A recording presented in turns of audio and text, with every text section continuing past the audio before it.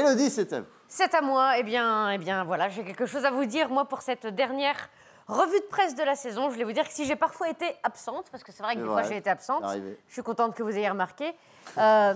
Si j'ai été parfois absente, trop selon certains, pas assez selon d'autres, ce n'était pas de mon fait. Et non, je vais tout vous expliquer, on va tout comprendre ensemble.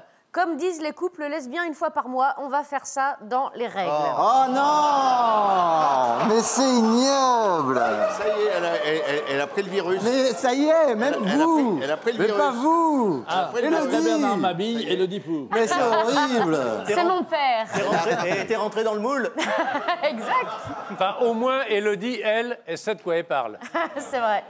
Non, ce n'était pas de mon fait. J'aurais préféré être ici, bien sûr. En effet, chaque soir que je ne passe pas entre les jeux de mots alambiqués de Philippe Chevalier, j'aurais dû épouser une escalope, au moins je saurais ce qu'elle vaut.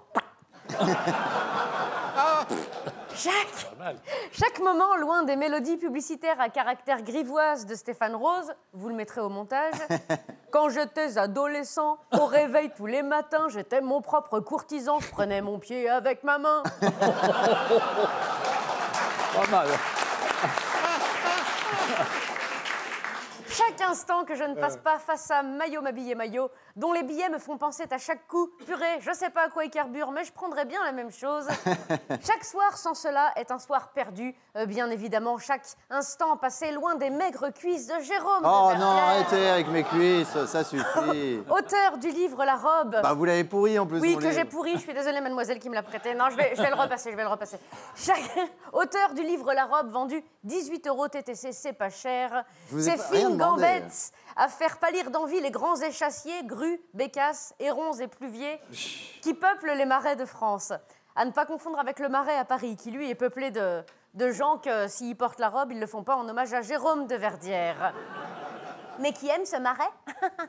Si vous voulez porter plainte contre cette blague que vous trouvez homophobe, parce que vous êtes un ouin-ouin coincé du cucu, sachez que le CSA passe en horaire d'été dans quelques jours, dépêchez-vous. Toutes ces soirées, sans vous, disais-je, ne valent pas Bézef. J'ai raté quelques revues de presse parce que cette année, comme beaucoup de gens depuis la reprise des activités post-Covid, j'étais fatiguée. Voilà. Non, attendez, c'est trop léger, fatiguée. J'étais plutôt crevée. Crevée comme les pneus de la voiture d'un salaud, à qui on aurait crevé les pneus, parce que c'est un salaud. Hors service, comme un distributeur de billets en panne, quand c'est le seul distributeur du quartier, et que le taxi attend son cash, parce qu'il ne veut pas te laisser payer en carte, pour pas payer les 36 centimes de commission, parce que c'est un salaud. Faudrait d'ailleurs penser à lui crever les pneus. Exténuée, comme une mère de famille nombreuse, qui en fait ne voulait pas d'enfants, mais comme elle est catholique, elle n'avait pas le choix. Mais qui aime ses enfants. Oh, c'est sale. Qui aime ses enfants. Même la petite dernière, vasectomia. Oh! Qui, pour le coup, était vraiment pas prévue au programme. Abattus, comme des mecs qui veulent pas s'arrêter sur le bas-côté quand la police leur demande de s'arrêter sur le bas-côté. Déclenchant ainsi de vifs débats sur CNews. Ouais, Isaac avait s'arrêter, Isaac avait, c'est celui qui dit qui est. Oui, contrairement à celui de la mer, le niveau de CNews ne cesse de baisser. Éreinté comme le bouton de la bombe nucléaire russe qui se tient prêt depuis des mois sans savoir si oui ou non on va lui appuyer sur la tête. Assommés comme des parents d'élèves américains ayant perdu leurs enfants dans une énième fusillade scolaire et qui se demandent si finalement dans leur pays les enseignants ne peuvent enseigner qu'enseignants. Et oui, car en France on achète trop de PQ, là-bas trop de flingues, nous n'avons pas les mêmes problèmes de trous de balles.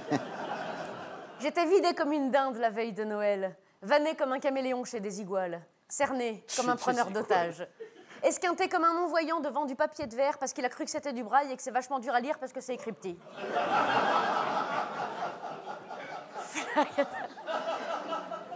Flagada comme une fraise, lacé comme une chaussure, surmené comme un aide-soignant sous Macron. Oui, j'étais claqué, abruti, échiné, élimé, accablé, fané, fourbu comme les pages de mon dictionnaire des synonymes qui m'a vachement servi pendant cette chronique. Pour cette raison, je suis heureuse de partir en vacances, même si pour cela je vous quitte. Quand je dis je vous quitte, je parle au public, puisque comme chaque année, nous partons tous en vacances, nous, Jérôme, Philippe, etc. Nous devions partir dans le Finistère, mais c'est Bernard qui a fait les réservations, et suite à une faute de frappe, nous passerons vraisemblablement notre été à la Fistinière. Merci Bernard, et bonnes vacances à tous.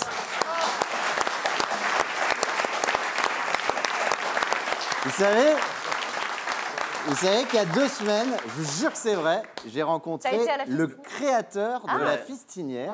Il s'appelle François, s'il nous regarde, je l'embrasse. Vous le connaissez? J'y suis allé, c'est bien, la Fistinière. Non, mais il est C'est bien, ça coûte un bras. Hein, mais... Non, mais je le salue, c'est formidable. C'est dans un trou. Hein. Le syndrome du papillon, le 22 juin à Yvetot. Oui. Vous avez encore un peu de travail. Et du 7 au 17 juillet à Avignon. Et voilà, Élodie, encore un peu sur scène avant des vacances bien méritées. J'ai vu qu'elle était à Tournon aussi au mois d'août. À Tournon, Festival de d'août, Tournon. ouais. Très bien. Et puis j'ai une série qui va sortir sur M6 là. Ah bah si c'est sur classe. M6, vous pouvez en parler. Bah voilà, une série en juillet qui sort sur M6, ça passe à 21h et quelques juste avant le film. Ça va être super sympa. Très bien. Comment ça s'appelle? On peut avoir le nom? Comme des gosses. Comme des gosses, donc avec Élodie sur M6. C'est nos camarades, c'est nos cousins, nos frères. Oui, tout à fait.